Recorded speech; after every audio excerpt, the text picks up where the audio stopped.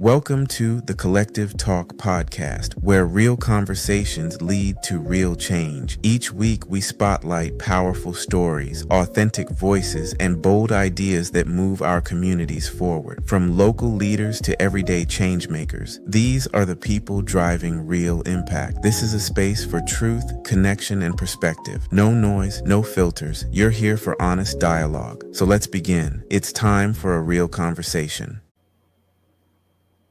All right, my friends, welcome. It's time for the Collective Talk for real change, as we do every week here on globalnewsforum.com and Future Vision Entertainment TV, FVE TV. I am here along with two very, very special people. The host, the man himself, Mr. Ken Benson. I'm just a little voice that just talks. He is the Right. man. He's the man. How you Right. doing, sir? How you doing? I'm doing wonderful. God bless you. And I'm happy to be here another week. Excellent. How was your week? It was a week. You know how it is. Some days are longer than the others, but I am happy to be here. This is my time where I'm happy to be in fellowship and with you and our guests that join us. So this is the happy part of my week. And then tomorrow is Friday, which makes me even happier because then I get Saturday and Sunday to kind of do whatever I want to do. So yeah, I'm almost there. Almost. All right. Excellent. Now, today we are blessed by the best to have a very important person on the show today. Ken, you want to do the introductions? Absolutely. So our guest today happens to be someone that I know very well. She is my second mother. So I love Minnie Benson, but Dorothy Burge is my second mom. She helped raise me, taught me a lot about who I am, the heritage of our family. Our grandmother, her mom came from Meridian, Mississippi, and raised her children and her grandchildren and her great grandchildren. And so family is so important to us. My aunt, as you'll find out during the show, is probably one of the smartest people that I know in the world. So she has educated me and forced me to educate myself in many ways throughout these 57 years that I've been living. And so I just want to welcome her. She is retired. She likes to use that word, although I think she works harder now than she did when she was teaching, but she's a retired professor, and I'm sure we can get into some of that, but just want to introduce my aunt, Dorothy Burge. Thank you for joining us this evening, and you are more than welcome. Thank you so much for having me. I really appreciate being here. It is truly a pleasure. Now, Ken gave us a little bit about your dossier. Can you expound a little bit about who you are and some of the exciting things that you have done that, as Ken gave me the pre information about it, I was just floored, and I was excited for this. So I'm actually excited to hear more from you of expounding more about some of the things that you have done. So where do you want me to start? Do you want me to start when growing up in public housing on 63rd in Indiana? Having a single mom who raised me and 6 other children, leaving public housing, moving to Dixmoor, Illinois. I went to Lindblom High School when it was very segregated, when the dividing line was Ashland, and we had to go past Ashland in order to get to school. And so you can only imagine what that might have been like to be a 13-year-old going into a community where you were not welcome. However, I will say that by the end of the 4 years, the neighborhood was all Black and everybody had moved out who was not Black. So after that, I went to... Wait, question, what year was that? I'm a Lindblom alum too, so... Yes, Wow. 68 to 72. Wow, okay. And so I do remember that we actually had someone who was actually beaten up by people in the community, and the Nation of Islam came and walked us from Lindblom to the bus stop for about 2 weeks to make sure we would be safe. Wow. So let me back up, because I mean there's so much to just go forward on. So we'll start just from that point. Just because it's Limblom. Um, Taking that point, like you said, during that time, knowing that, what made you go to Limblom then? I mean, there was other schools around, other places to go. Knowing that you had to cross that Ashland line there into unwanted territories, what made you do it? It was very interesting because I went to Betsy Ross, which was on 59th and Wabash, and four of us tested to get into Limblom. And so one teacher said, don't do it. She says, it's not worth it. Go someplace else. And then the other teachers were like, you need to go to Limblom. You tested in. Don't disregard who you are. Just go and do what you need to do. And so my mother let me make the decision. She was like, the decision is yours. You decide if you want to go there or not. So I was trying to decide between Limblom and Dunbar, and I loved both of those. I love Dunbar even better. However, the elders really encouraged me to go to Limblom, and that's where I went. So Wow. during that racial divide there, we talk about let's talk about because I'm excited by this part right here because I've heard these stories, but to actually talk to somebody that was there. So once you got in, was the racial divide still inside the school also? Was it, or you got inside and it was fine? Everybody just, When I got inside the school, it was interesting. Let me say that. I had some really wonderful teachers. I had some teachers who also uh, did not have any idea of what it was like to be a person of color in America. Uh, and for example, when I was in school, Fred Hampton was killed. wow, okay. And so our history teacher, when the news broke that Fred Hampton had been killed, he had been murdered in his house. That's not how the news came on originally. Originally, it was like Fred Hampton had been killed because he was fighting with the police. He fired at the police. And because he fired at the police, that's how he was killed. We did not believe that. And so when we came to school, we were very upset about the fact that Fred Hampton had been killed. And then the teacher said to us, oh, so you all really think that Fred Hampton didn't do anything? And we were like, yes, that's what we think. We think he did nothing. Well, I don't agree with you all. Why would, so the police would knock on the door and say, oh, it's Fred Hampton. Let's go kill him. And we were like, yeah, that's exactly what happened. And so we were arguing back and forth. And then finally, when the real story came out about what happened that day, we never discussed it again with him. He didn't want to talk about it. Mm.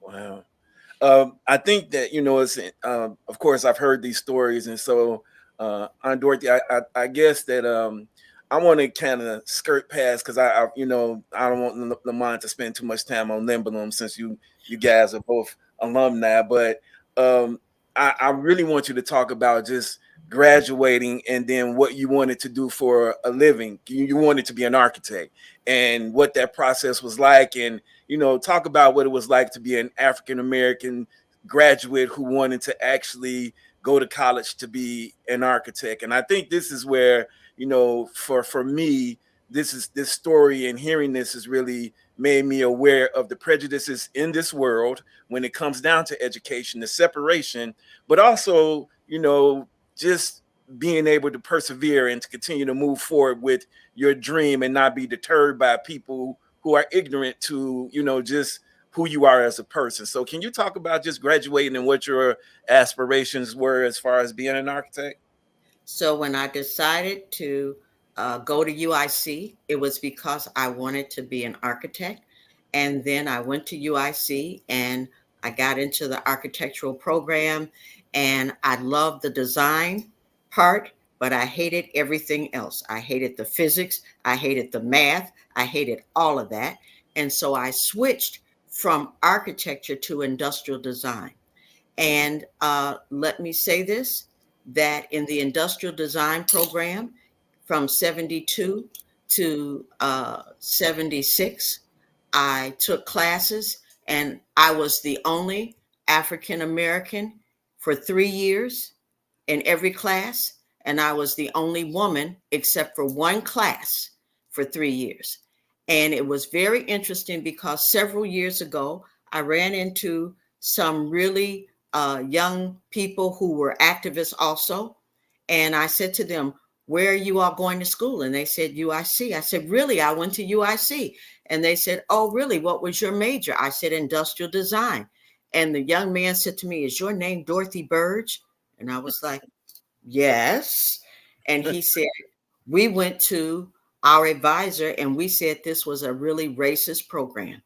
He said, "And the advisor said to us, look in the records and see how many African Americans have graduated with an industrial design degree." And he said, "Did you know that you were the first woman and the first Black person to get that degree from UIC?" And I didn't know that. Hmm. I did know that whenever we had a group project, I had to do it alone because nobody ever wanted me in their group. Wow. And throughout it all, you still persevered. And I mean, what was running through your mind during this time? Like, knowing it is what it is, but you still got to get this done. What was going through my mind is like I liked industrial design. And so I really didn't care if I was the only person there. I just wanted to learn to do what I needed to do to be successful. And so then in my last year, I was working doing a work study program at the graduate college at UIC, and the head of the graduate college said to me, he said, "You're getting ready to graduate. What are you about to do?" And I said, "I'm going to take a couple of years off, save up my money, and then I'm going to go back to school, and I'm going to major in, urban planning." And he said, "Why are you taking years off?" I said, "Because I cannot afford to pay the tuition."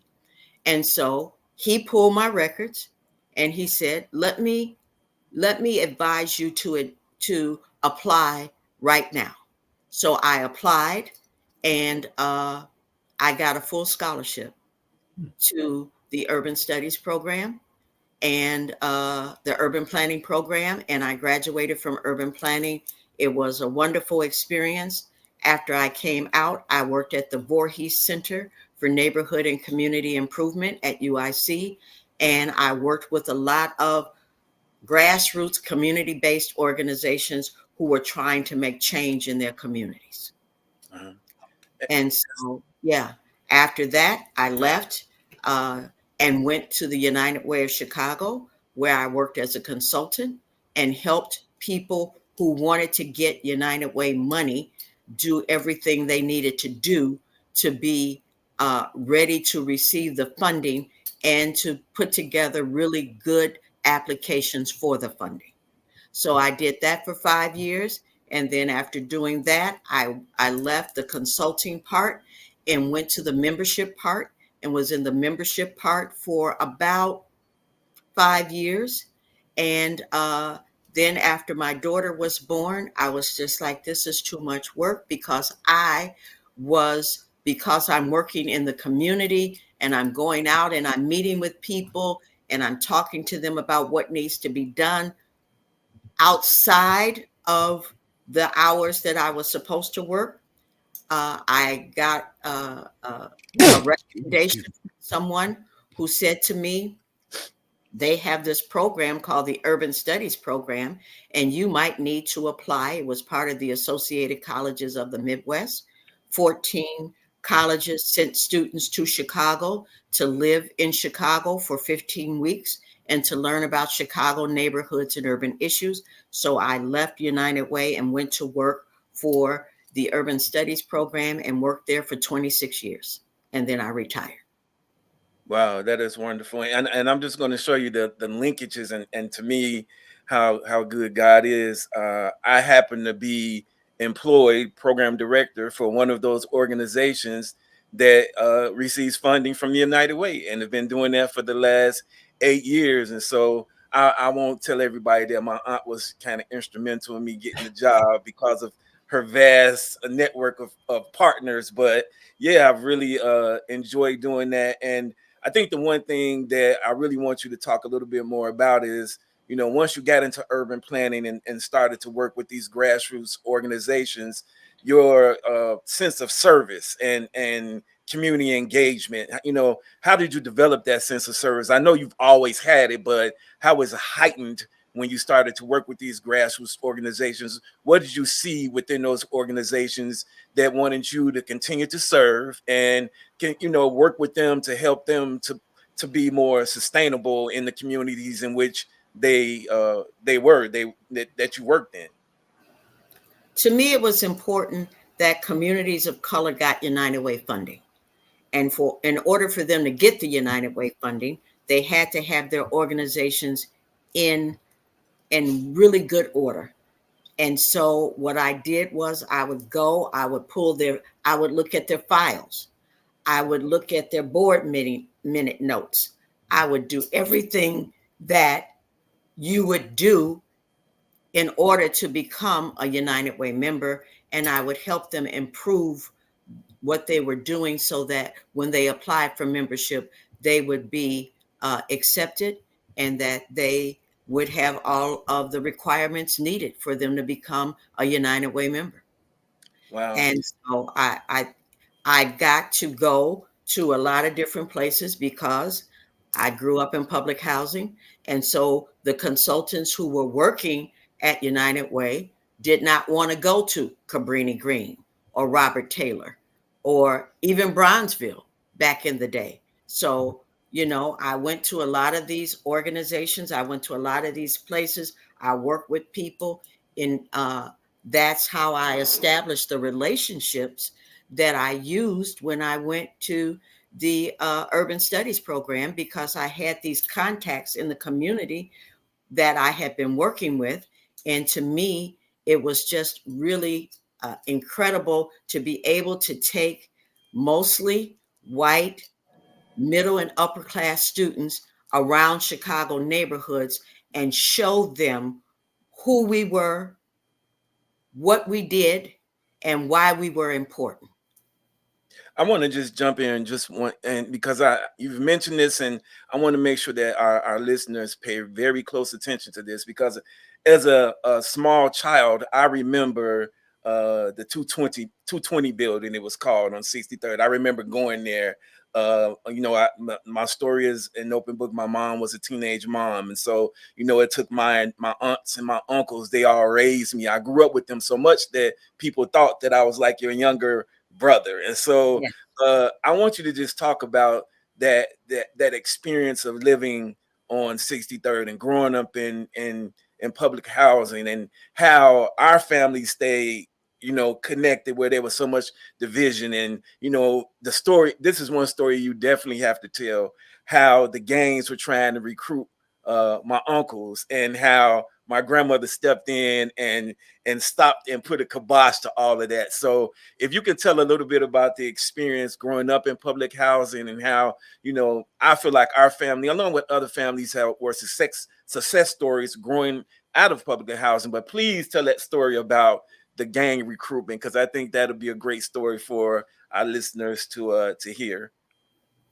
So we were at home and someone knocked on the door, 220 East 63rd Street. My mother was taking a bath at the time. Somebody knocked on the door. They said, "Where's your mom? Where's Mama Burge? Where's she at?" And I said, "What's going on?" And they were like, "The gangs, they're jumping your brother into the gangs." My brother went to Tilden Tech, which was then an all-boys school. He had tested in. And so he was very focused on what he was doing. And because we were poor, my brother in high school worked at the steel mills. And so they were going to jump him into the gangs. My mother got out the bathtub. She put on a trench coat. She tied it up. She grabbed a baseball bat and she ran down 8 flights of stairs. And she and my brother were standing back to back, and they were surrounded by these people who were going to jump him in. And then someone called the police. And this is actually part of my thesis at UIC. it was called a case of genocide, and it was about what happened in public housing that made it such a terrible place to live in the 70s and 80s. What was it? What were the programs? What did the community do? What did the government, especially the city of Chicago government, do to make this a place that became very dangerous? And so when the police got there, I will just say this, that my mother was a very beautiful woman. And so when the police got there, what they said to her is this. They said, we can take these people to jail and lock them up, but they'll be out by tomorrow. Or we can take them into the laundry room and whip their behinds. And my mother said, let's go to the laundry room. Yeah, And so they went to the laundry room, and they had these hoses that they wet, and they were hitting the boys with the hoses. And at first they were like, we don't care. Then after a couple of hits, they were like, we sorry, ma'am, we won't do it anymore. And my mother was like, ma'am, we promise we won't come back. We promise. So after about a half an hour, my mother said, okay, let them go. And we didn't have any more problems. That was it. Now, that was my granny for sure. Just for clarity's sake, for some people that don't know a lot about the some of the situations that happen in the urban neighborhoods, when you say jumped in, can you explain what that means? When I say he was being jumped into a gang. Mm-hmm. What happened is that the way people got recruited into gangs is they were kind of beaten into the gang. So you would be in, they would reach out and they would say, okay, we want you to be a gang member. And then they would actually come after you and beat you until you said, yes, I want to be a gang member. I will be part of the gang. And so, that was part of the experience. Some people didn't mind being jumped into a gang because they were ready to be gang members. And other people who didn't want to be gang members were then jumped and said, in order to be safe, in order for this not to happen again, I will become part of this gang. Wow. So they physically, so they wanted you to be in the gang. Yes. So they fought you. They beat you down. Yes. And then once they beat you down, they say you're in the gang. So you're a member now. Now, what if they went too far? They like broke an arm or a leg or something, and then you were still a member. Wow. Okay.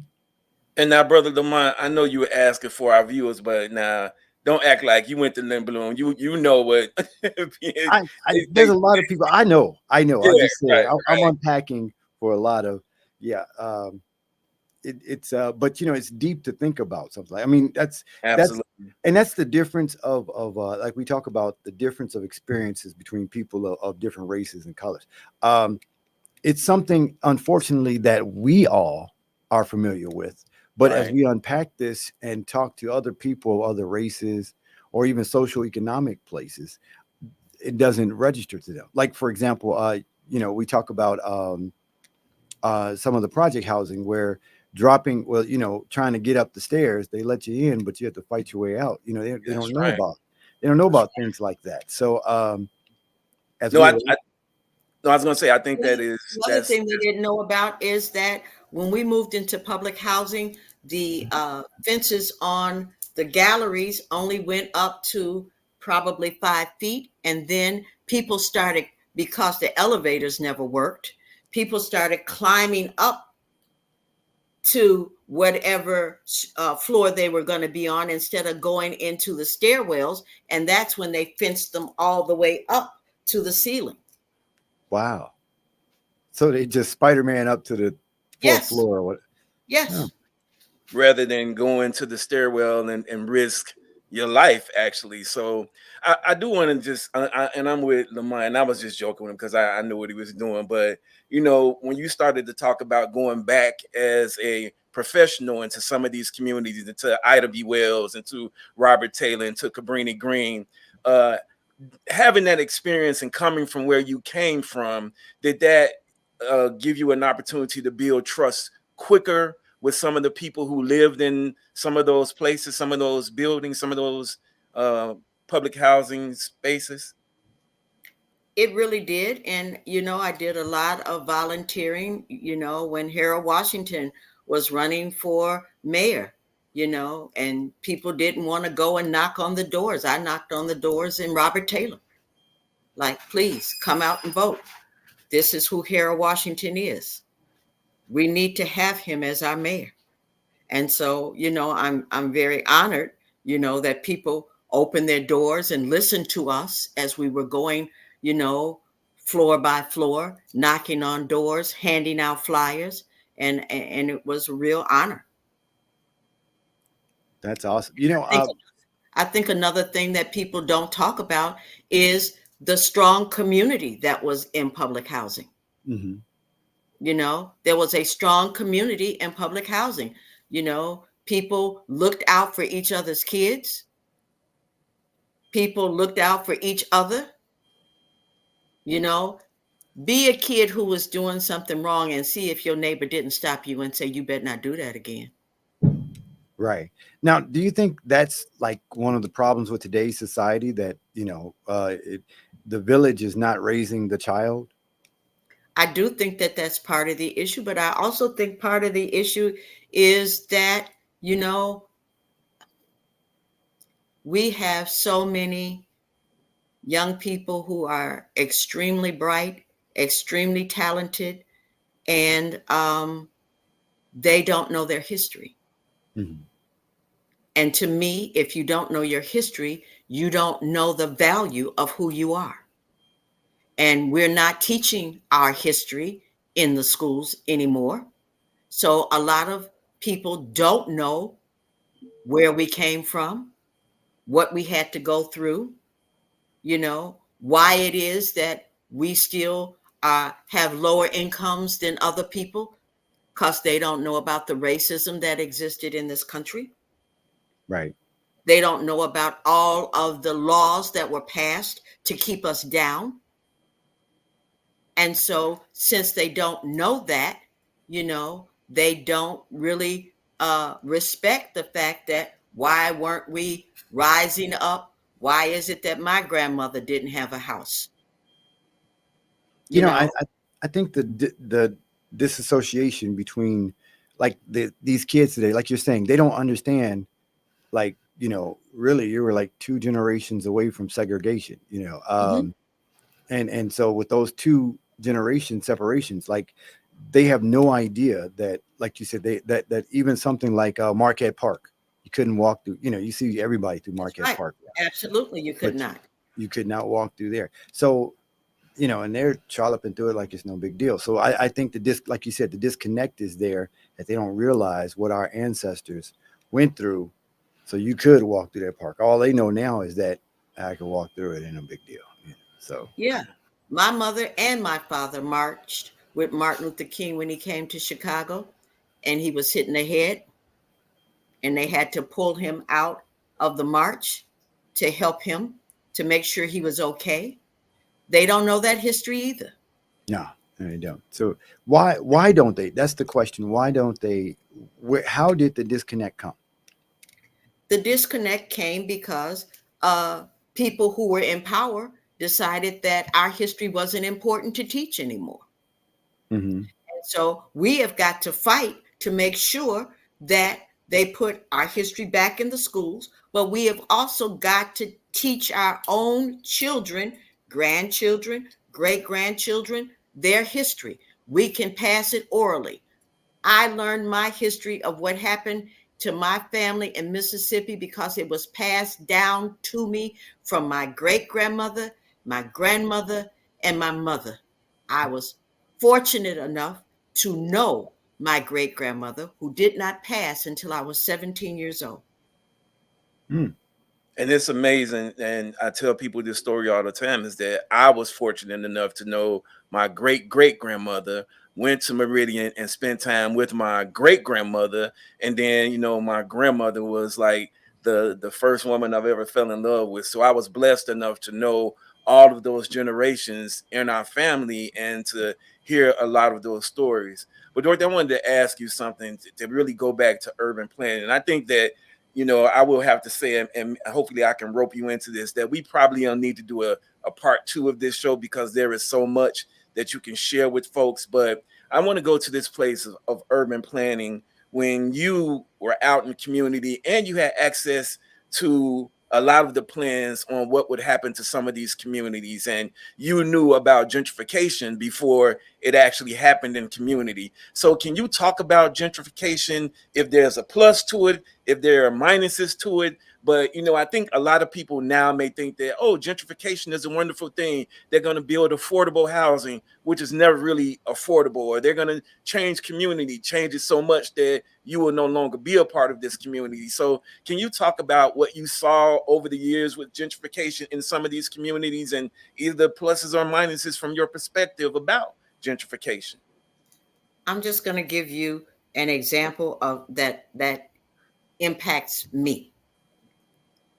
When I got ready to buy a house in the 80s, what I did was, because I was an urban planner, I went to the Department of Planning and I pretended that I had been sent there by one of the aldermen because they would not give me the city plans. And so I asked for the city plans. And at first they were like, no, ma'am, we're not going to give you those, blah, blah, blah, blah, blah. So then I go back, dress all up like I had been sent there, by one of the aldermen. And I'm like, hi, I'm here representing such and such and such and such. And they would like to get the plans for different neighborhoods on the South Side. And they handed me the plans. I went home, I read them. And that's how I ended up on 36 and King Drive, because the plan said that they were going to gentrify and put money into this community, even though it was one of when I moved into Bronzeville, that it is now called, because it wasn't called Bronzeville then. When I moved into this community, it had the largest concentration of public housing in the country and the largest middle class African American population in the country, because the middle class people were living in Lake Meadows, Prairie Shores, and we had a lot of public housing around us. Ida B. Wells, Robert Taylor, Stateway Gardens. And so, people, and I'm going to say this, African American people told me when I moved into this neighborhood, you must really be brave to live in that neighborhood. Mm-hmm. And what I said to them is, I'm not afraid to live around my people. Now, some of those same people are like, is there anything for sale on your block? Are you all brave now? What do you mean? Why do we need to be brave? Well, you told me I needed to be brave in the 80s. Oh, I don't remember saying that. Well, I remember you saying it. Wow. So I that is a wonderful story, but just to dive a little bit deeper, because these are conversations we have all the time about gentrification and how it can really destroy the foundation of a community. So give us your you can be, this is an open and honest forum, and people know that Brother Lamont, now we share our perspective, and we invite guests on who have perspectives that are sometimes different from ours, but sometimes they line up with ours, but we want people to get the real perspective. So if you can talk about just, again, gentrification and how it could disrupt a community that may be a community that at some point was thriving, but may have fallen on some hard times. Well, I think Bronzeville is a really incredible community. It always has been. The history of Bronzeville is incredible, and Bronzeville has gentrified. And it's very interesting to me to live in Bronzeville, where when I first moved in, everybody in the community knew each other. We talked to each other. It was a really wonderful place to be. And now it's been gentrified and people walk past us and look at us like, they don't even speak. You can speak to them and they look at you like, why are you speaking to me? And so I think that that's part of the issue. And I think part of the issue is you move into a community that's pretty much a community of color, and you come in because you know it's about to gentrify, and you get a good price, and then you have disdain for the people who have lived there. Mm. Wow. Brother Lamont? Yeah. I mean, that's, and we see that not just in we see what happened in Bronzeville, but then now there's other places like over there by UIC. I remember where Maxwell Street was. Now, there's a Starbucks, and Exactly. people are jogging and walking their dogs, when back then you hold your purse, Exactly. So Cabrini Green. Yes. How they tore down Cabrini Green. Right. It's only like, I think it's like what, 2 buildings? Yeah. Now, let me say this to you. When I was in college in the 70s, I was one of the few Black people in the urban planning program, and they brought in a developer, and the developer came to me because after he spoke, they had a reception, and I was standing there, talking to people, and he came over to me and he said, "Young woman, can I ask you a question?" And I said, "Yes." And he said, "Are you afraid to live near public housing?" And I got really offended. And I was like, "What do you mean? Am I afraid to live near public housing?" "No, I'm not afraid to live near public housing. I grew up in public housing." And he said, "Well, then let me give you some advice." This is in the 70s. He said, "Get as close to Cabrini Green as you can, and you'll be a millionaire in 10 years. Why didn't I listen to him? No, that is so true. The community around there, and I remember, and the great thing about service is that I happened to have an opportunity to work in Ida B. Wells. I had an opportunity to work in Robert Taylor. We used to do some youth events in Cabrini Green, so I saw a lot of those communities as they were kind of transforming. And I think the one thing that Dorothy, you made me aware of that I just wasn't aware of, because I was dealing with residents who were just all in a tizzy about, why didn't we know that this was going to happen in our community? Why didn't we know? And the one thing that you taught me is that, yes, these town halls are happening. They're talking about it, but the residents are not going. And so Right. they have these meetings in opportune times, or when single mothers are at home, taking care of their children, or working 2 or 3 jobs, and they're having these meetings to talk about the transformation of the community. But by the time it's all put in works, the community is in an uproar because the plans have been made, the laws have been passed, and they're starting to make those changes. And now people are saying, look, I've lived here in this public housing for, there may have been generations of us who grew up in public housing, and now they're displacing us and giving us vouchers to move out of the city of Chicago into the suburbs. And then we have suburban areas that are saying, we don't want them. We're going to fight tooth and nail to keep them from coming into our communities. And so the one thing you taught me is that we have to learn to advocate for ourselves. We have to pay attention to what's happening in our communities. And so can you talk a little bit about that, how these changes are being made right up under the noses of people who live in the community? And they are, and it doesn't change. If you look, let's talk a little bit about what's getting ready to happen with the stadium for the Bears. Let's talk about the fact that where they had Michael Reese Hospital is about to be gentrified and redeveloped. Mm-hmm. Inglewood. Let me be real honest with you about Inglewood. I'm a nerd. I pull the plans all the time because that's what I do. It's interesting to me. So I told this young woman, I said, if you're getting ready to buy a house, buy it in Inglewood. That was maybe 4 years ago. She bought the house for $11,000. It is now worth $100,000. Wow. Wow. Wow. That is amazing. That's Can you amazing. give us some more addresses, please? No, I said to her, get as close to 63rd and Halsted as you can get. Okay. Yeah. Yeah. Definitely. With the addition of the school there and the Absolutely. build out around there. Yeah. Yes. City Now, College went over there. let me ask you, as we talk, that's a great city topic to talk about. As because the school has been built for about what 12, 14 years now.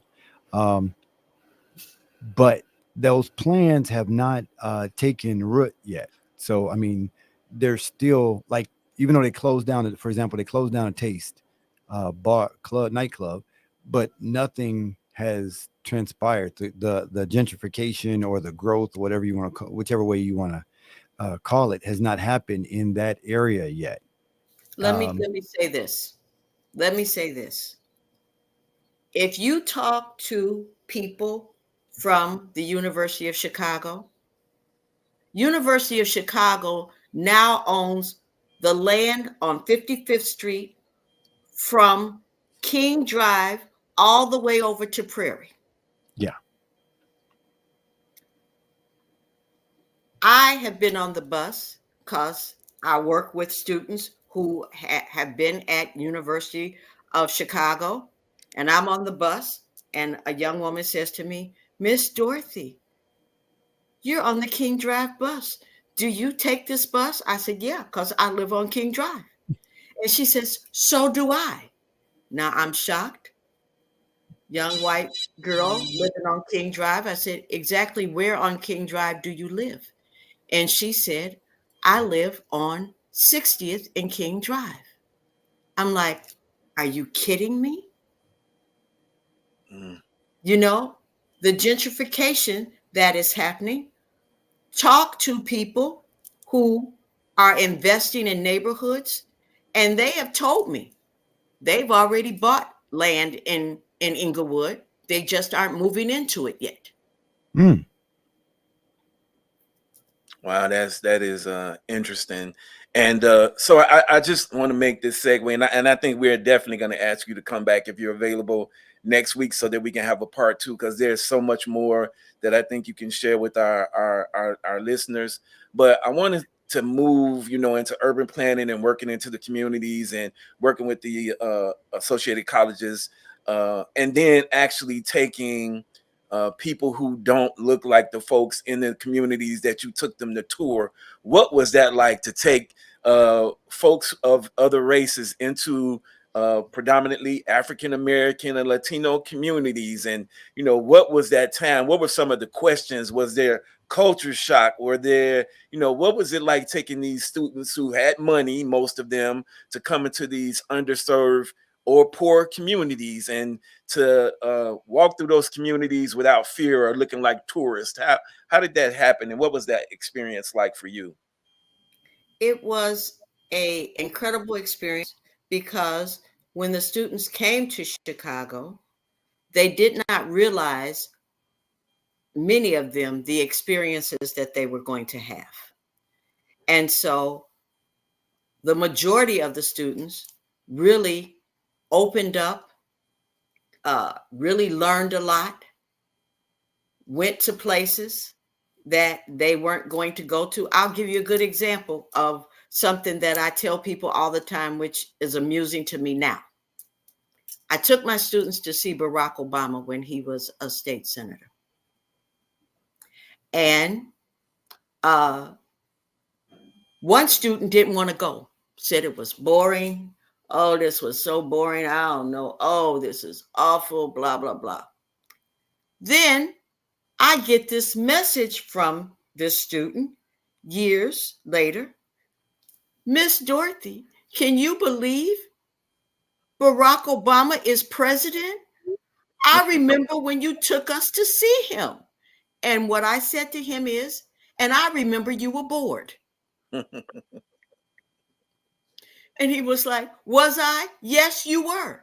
And you didn't want to be there. I said, so let me say this to you. Have you learned anything from this experience about who people are in the world and how to respect people who you think aren't going to make it in life, but they do? Mm. You know, I had one student who reached out to me and said, you know, Miss Dorothy, I now understand everything you taught us when we were there. That was 5 or 6 years after he had left the program. Wow. So being in, I can't tell you the number of parents who called. I can't believe you took my daughter to Roseland. I said, Ann, why wouldn't I take your daughter to Roseland? Well, you know that's not a safe neighborhood and blah, blah, blah, blah, blah. And I said, did your daughter tell you that I was also on the bus with her? Well, they weren't going to mess with you. I said, and why do you think they weren't going to mess with me? Right. Well, never Right. mind. Never mind that. No, I want you to tell me, why do you think they weren't going to mess with me, but they were going to mess with your daughter? Good question. Good. I'm sure there wasn't an intelligent response to that. I'm sure. She said she had to go.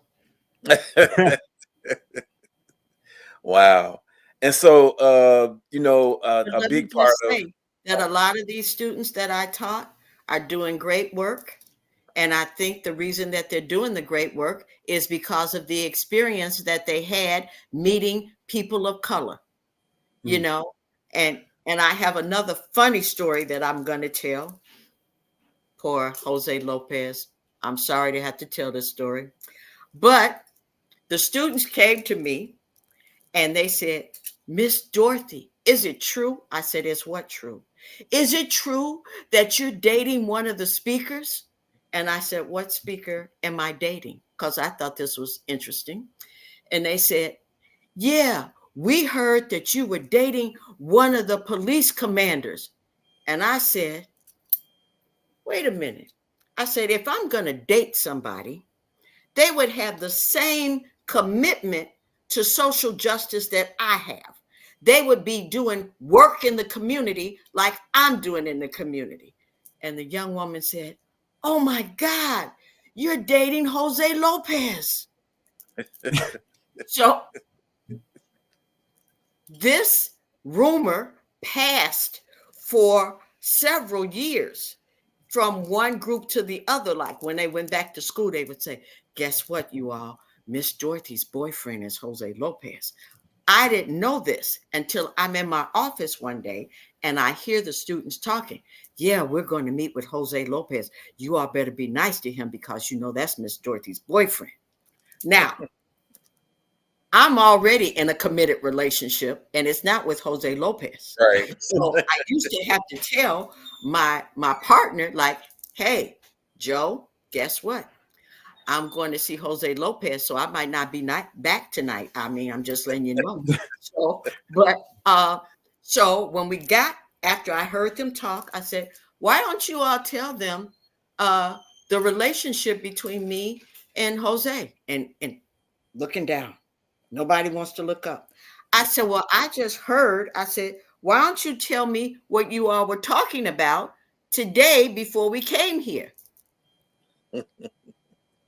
So finally, they said, well, we just heard that you and Dr. Lopez were dating. And so we both started laughing because, I mean, yeah, I mean, he did have the same commitment to social justice that I had. This is true. This is true. But so did Uncle Joe. So Yes, I know he's yes. down there Yeah, very I'm just funny. saying, but yeah, I just would be laughing about it all the time. I'm like, okay, Wow.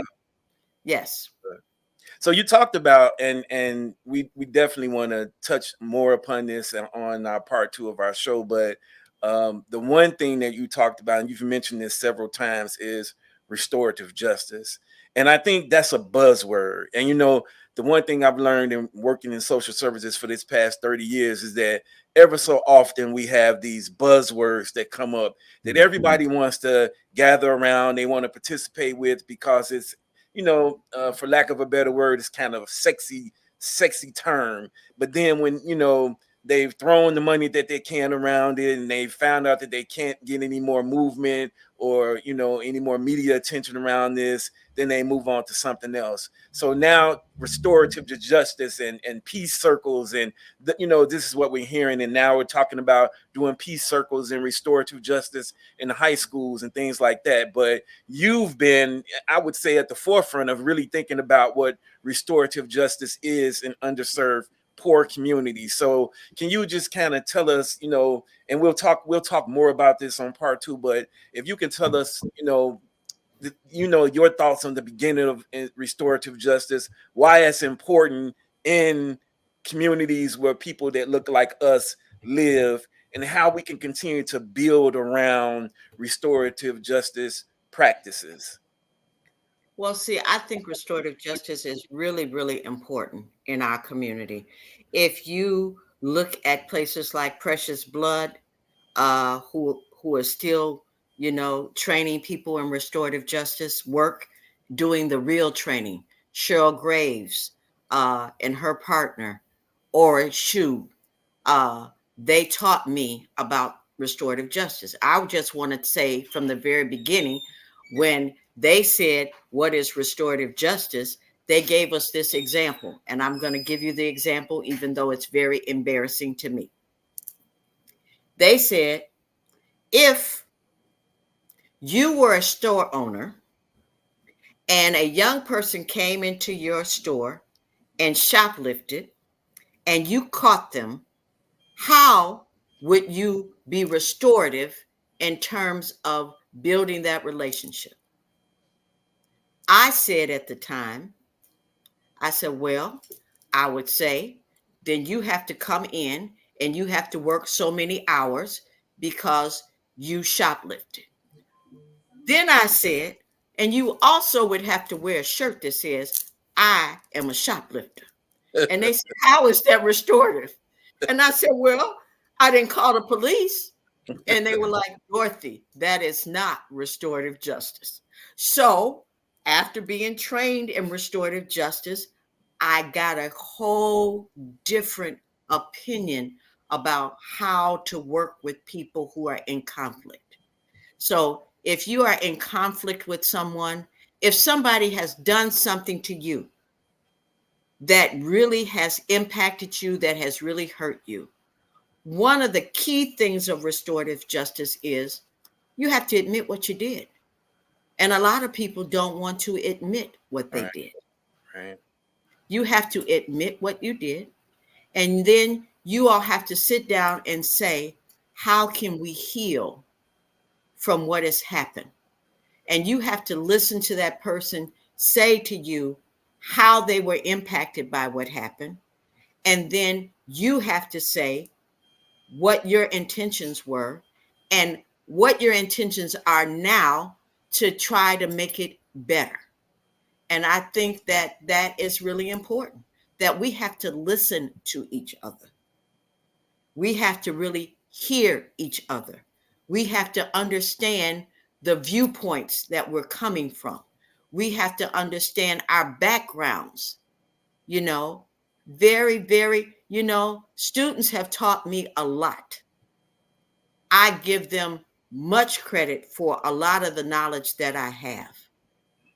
You know, one of the things that I used to do the first week of the program is we used to do in and out groups. Write down 8 organizations that you're a part of, 8 groups that you're a part of. And people would start telling me, oh, I'm in the Girl Scouts. Oh, I'm blah, blah, blah. I said, what about the groups that you are in?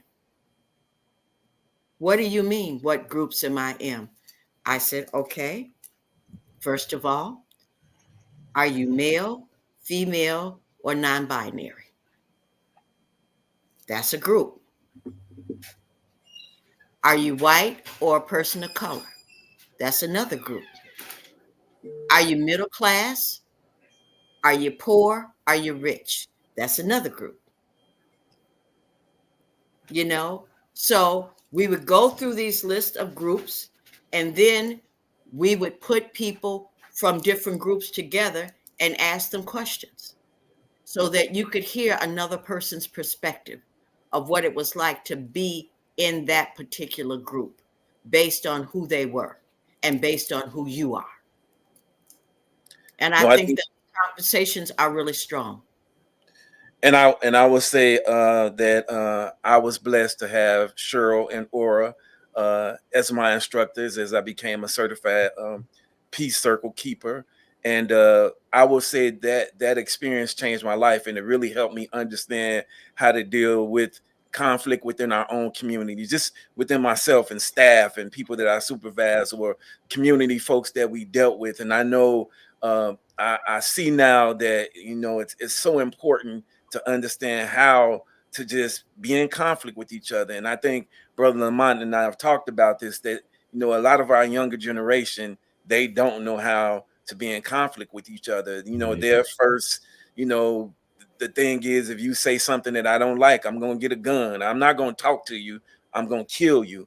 And, you know, not understanding that there's a lot of things that could happen between that. You can get caught. You can go to prison for the rest of your life. Somebody could kill you. Somebody could kill someone in your family based upon something that you did, but they don't know how to engage and work out conflict. They don't know how to sit and talk with each other. And so, you know, as we prepare to end up for this part one, I really would like to hear your perspective on just that. And Brother Lamont and I have talked about this with other guests, and we've talked about this together. Why our younger generation, why don't they understand how to communicate? Why is their first thing, if I feel, you know, if I feel insulted, I am going to end your life? So what's your perspective on that?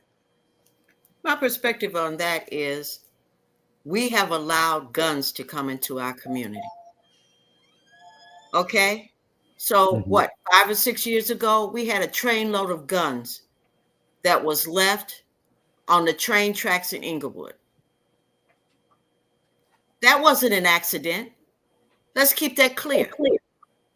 We had a trainload of guns that were left in Roseland. That's another accident. Now we're wondering what's happening with gun violence. We need to be going after these people who have left these trainloads of guns. They need to be the people that we're talking about going to prison. We haven't really talked a lot about restorative justice and what restorative justice means and why it's important. We haven't done any of that. We haven't talked about our history in this community. We haven't talked about what it is that we have learned from our history. We haven't talked about the people who were in this community. I asked a young man who was in high school who came to visit me. I said, "Do you know who Ida B. Wells is?" "No." "Do you know who Etta Moulton Barnett is?" "No." "Do you know who Louis Armstrong is?" "No." "Have you ever heard of Sam Cooke?" "No." We don't know our history. That's a really valuable part of who we are and how we act and what we expect from our lives. Definitely. All of these people lived in Bronzeville. Well, on that you note, you've never heard of them, and you're going to school in this community. in the community, yeah. And on that note, we got to wrap things up. Man, this has been so great, so chock full of knowledge, and I am so thankful that we got a chance to talk to you. And like you said, we definitely got to do a part two because there was so much that we just scratched the surface on you, Dorothy. So we definitely want to dive more into it, and we thank you for taking the time out with us. Ken, any final thoughts before we shut this down for this week? No, I'm just I'm so grateful that my aunt had an opportunity to come and share. I look forward to part two, and I'm sure everybody else will, because we'll start talking about activism, and we'll talk about how art has begun to change some perspective and really galvanize people towards restorative justice. And so those are areas that she's involved in. I think it's ways that other people in their respective communities can get involved. And so I look forward to part 2. And I really thank you for joining us for this part 1. Excellent. Thank you This all is the so much Collective for Talk. having me. Thank you so much for coming. And we'll look forward to you next week. This is the Collective Talk, real talk for real change. And we will see you next week. All right. Thank you. And that's a wrap on this episode of The Collective Talk. If you felt that energy, don't keep it to yourself. Like, share, and subscribe so you never miss a moment of real talk, bold truths, and influential voices. We're here every Wednesday at 6 p.m., bringing you the stories that move the culture and inspire change. This is The Collective Talk, where the mic is on and the truth is loud.